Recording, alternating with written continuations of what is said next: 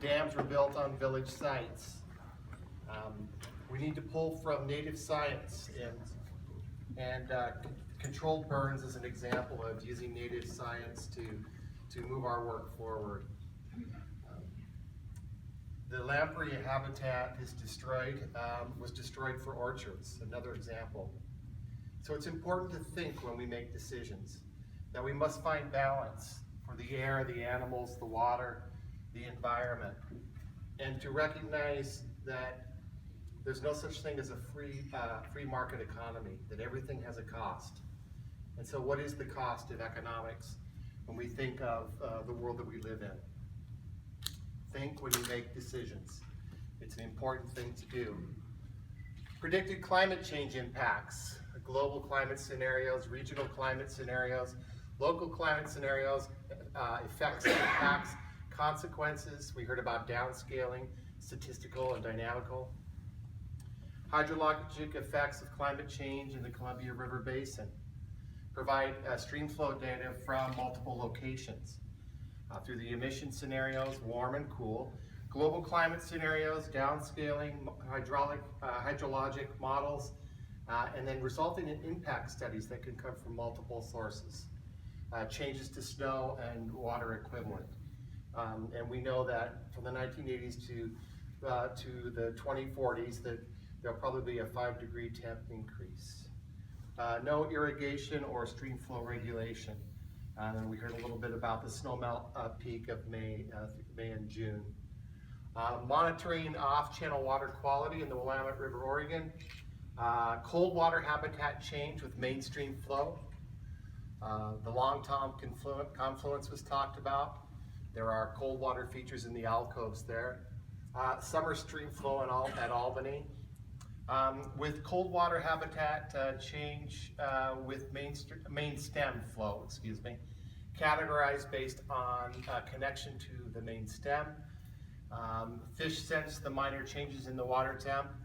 And this group is really, right now currently partnering, monitoring, and geomorphic mapping and monitoring as well. We heard from the Duck Valley Shoshone Paiute tribal ceremonial salmon fishery on the East Fork of the Owyhee River in Nevada. That the water is spirit, that everything has a spirit, and the power of 87 years now that the Chinook are here again, and a live Chinook to harvest eventually, and the strength that gave the community. We heard about the Yankee Fork Salmon River Dredge Tailings Restoration Project to create more side channels. That as a result of this, the salmon returned within months. Fish enjoy side channels, not ponds. That was a learning from the experience. That we couldn't have done this without widespread collaboration. That teaming with other organizations, but teaming within the community really helped make this a success. And just the imagery here of restoring it to its natural form. $11 million in gold dredging in the 1950s to the 1970s, I believe, and it will cost about $22 million to restore. So that seems to be a little bit out of balance. And then climate change and estuarine rearing opportunities for juvenile salmon. We get a better sense of estuary use. It's defined by salinity. There's salmon use,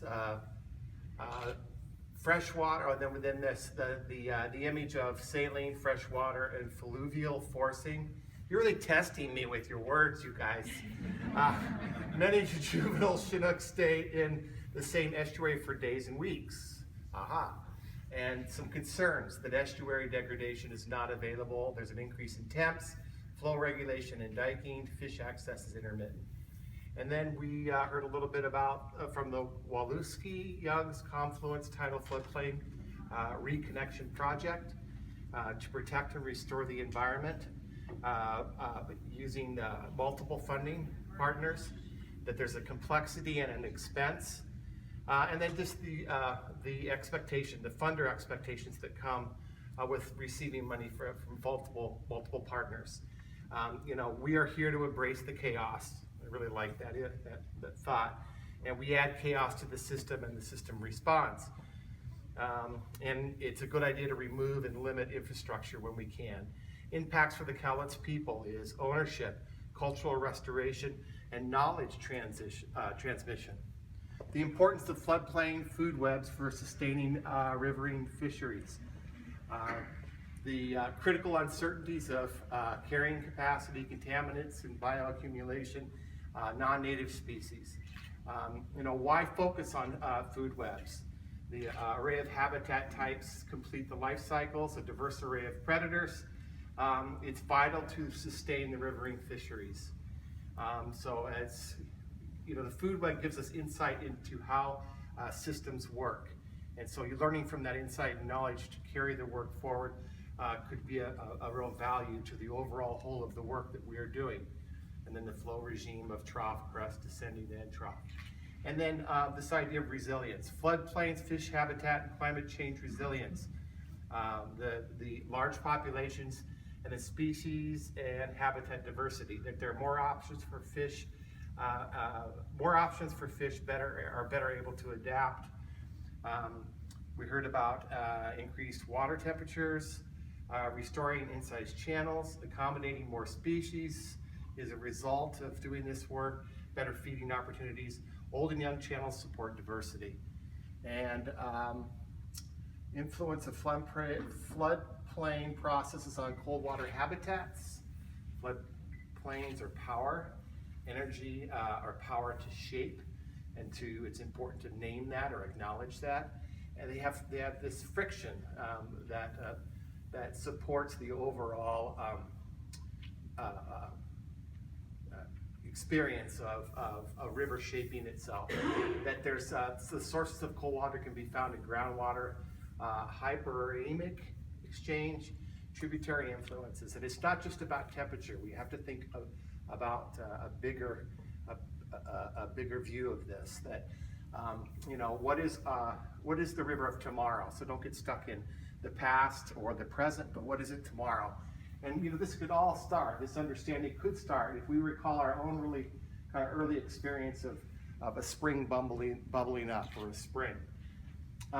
We heard about building strong tribal partnerships with the Nooksack Indian tribe for climate resilience and salmon recovery in the South Fork Nooksack River, Washington.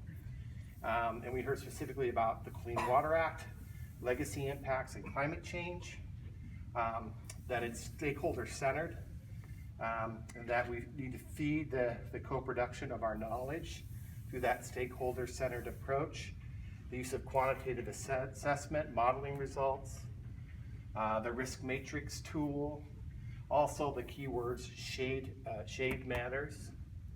We heard about hyperemic restoration of the Meacham Creek floodplain and the impairments that happen, the temperature of the water, the channel form, floodplain diversity, riparian conditions, habitat complexity.